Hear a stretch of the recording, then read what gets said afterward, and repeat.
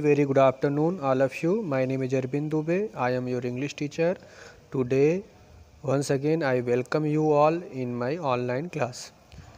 Dear student, as you know that today I am going to teach you passive voice. You know that very well. I am right now teaching you passive voice.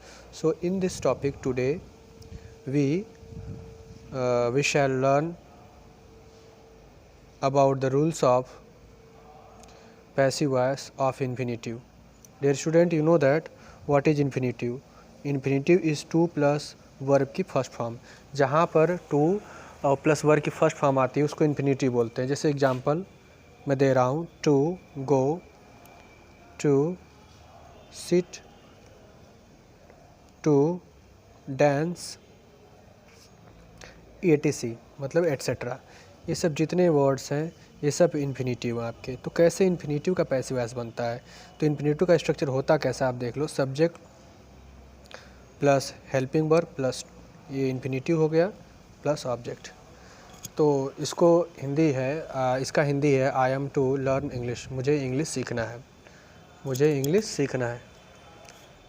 तो अब ये तो हो गया आपका active voice का structure. Active voice के structure में होगा subject plus helping verb plus infinitive plus object. अब जब इसको पैसिव वॉइस के स्ट्रक्चर में चेंज करेंगे तो पहले ऑब्जेक्ट एज ए सब्जेक्ट हो जाएगा. जो सब्जेक्ट रहेगा वो ऑब्जेक्ट का काम हो जाएगा. जो ऑब्जेक्ट इसका सेंटेंस का जो ऑब्जेक्ट है वो एज ए सब्जेक्ट काम करेगा. फिर आपका हेल्पिंग वर्ब आएगा जो भी है. इसके बाद टू बी लगेगा. इसके बाद वर्ब की थर्ड फॉर्म, फिर बाई, फिर जो सब्जेक्ट रहेगा वो ऑब्जेक्ट का काम करेगा. अब एग्जाम्पल से हम समझते हैं. आई एम टू लर्न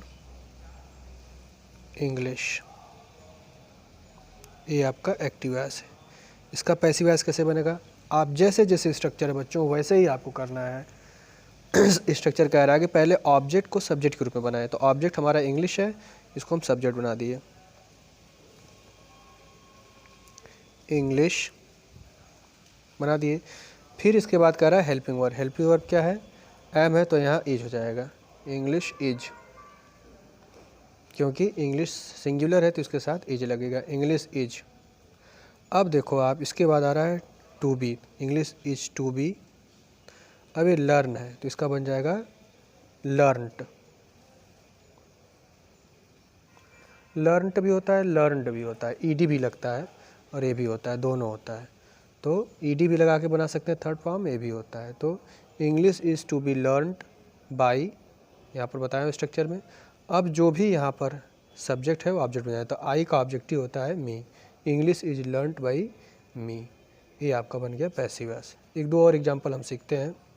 जैसे यहाँ पर है इट इज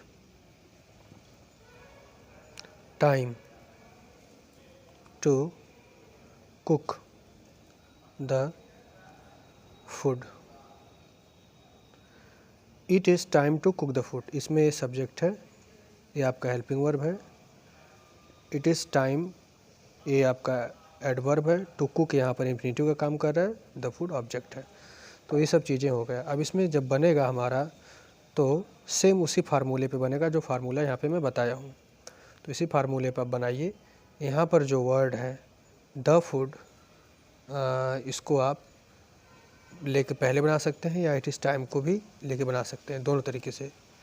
तो हम इट इज़ टाइम को ही लेके बना रहे हैं तो हो जाएगा इट इज़ टाइम. ये तो हो गया. It is time for the food, for the food. अब यहाँ पे लगेगा बच्चों हेल्पिंग वर्ब. इट इज़ यहाँ पर लगा ही है. It is time for the food to be cooked. ये हो गया आपका it is time for the food to be cooked.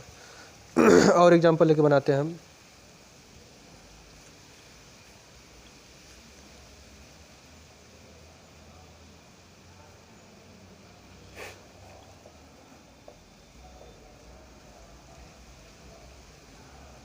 Meena wants Niti to help her.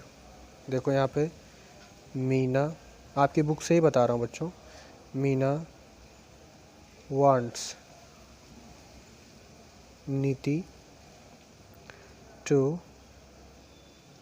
help her। Veena चाहती है नीति का हेल्प करना। वीना wants नीति to help her।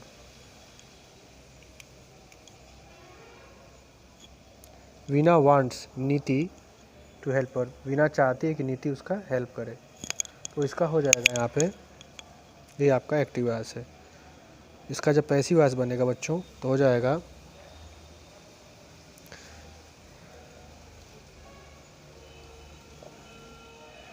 मीना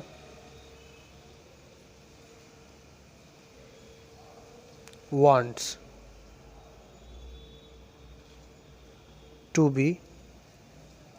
अब यहाँ पर हेल्प यही मेन वर्ब है तो हो जाएगा हेल्प्ड, क्योंकि यही जो इन्फिनिटिव रहता है उसी को टू बी के बाद रखते हैं, ध्यान दीजिएगा। जहाँ इन्फिनिटिव रहेगा उसी को टू बी के बाद रखते हैं। तो Meena wants to be helped by Niti. अब दोनों का अर्थ मैं बता दे रहा हूँ। मीना वांट्स, मीना चाहती है, टू बी हेल्प सहायता, बाय नीति, नीति के द्वारा। तो दोनों का अर्थ सेम है, बस बात करने का तरीका अलग अलग है। तो एक एक्टिव हो गया, एक पैसिव हो गया।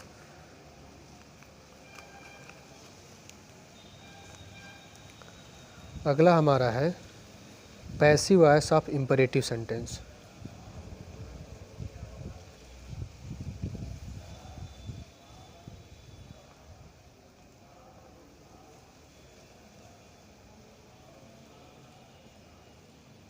सबसे पहले हम सीखेंगे व्हाट इज इम्परेटिव सेंटेंस, तभी तो बनाएंगे।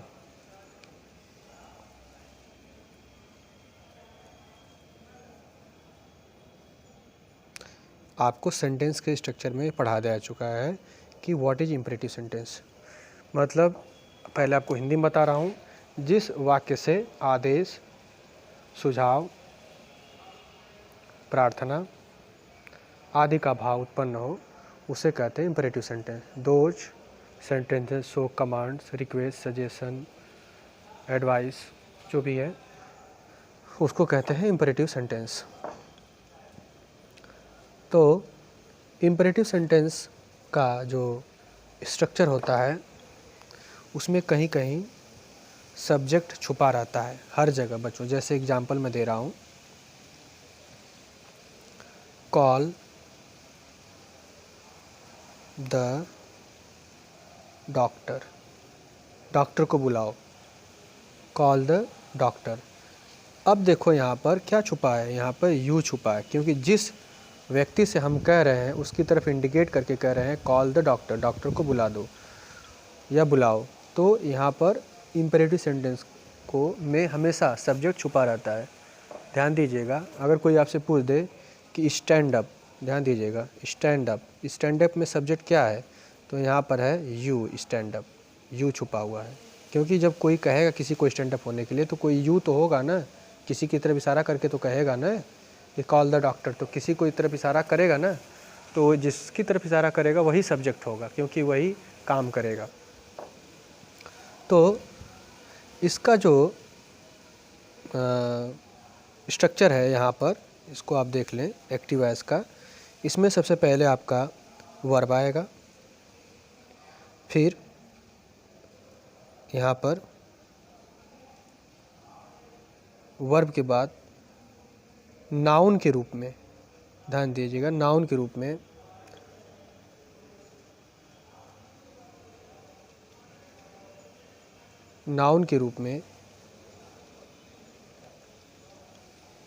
हाँ, तो नाउन के रूप में ऑब्जेक्ट आ जाएगा। तो कुछ भी ऑब्जेक्ट रहेगा, क्योंकि यू छुपा ही हुआ है, तो मैं बताया था। अब जैसे यहाँ पर देखो कॉल द डॉक्टर, तो सब्जेक्ट यू है ना, तो यहाँ तो डॉक्टर ऑब्जेक्ट है। तो इसका जो बनता है पैसिव वॉइस, तो सबसे पहले उसका स्ट्रक्चर आप देख लो। उसका स्ट्रक्चर हो जाएगा, सबसे पहले लेट रहेगा, फिर जो ऑब्जेक्ट रहेगा वो आएगा, फिर बी रहेगा, फिर वर्ब की थर्ड फॉर्म रहेगा। अब जैसे यहाँ पर हो जाएगा कॉल द डॉक्टर को, तो हो जाएगा let the doctor be called, let the doctor be called, ये आपका ये पैसिव वॉइस हो गया। तो इसको और क्लियरिफाई इसको एक अलग से वीडियो में बनाऊंगा इम्परेटिव सेंटेंस का, तो उसको भी आप देख लीजिएगा। अभी मैं जानता हूँ कि इम्परेटिव सेंटेंस आपको अच्छे समझ नहीं आया होगा, कल एक और वीडियो बनाऊंगा इम्परेटिव सेंटेंस का। बच्चों, मैं फिर से आपको रिमाइंड कराना चाहता हूँ कि जितने भी टॉपिक्स मैं आपको भेजा हूँ उसमें से जो भी टॉपिक्स आपको नहीं समझ में आएगी आप मुझे फ़ोन या कॉल करके पूछ लीजिएगा, मैं बता दूँगा।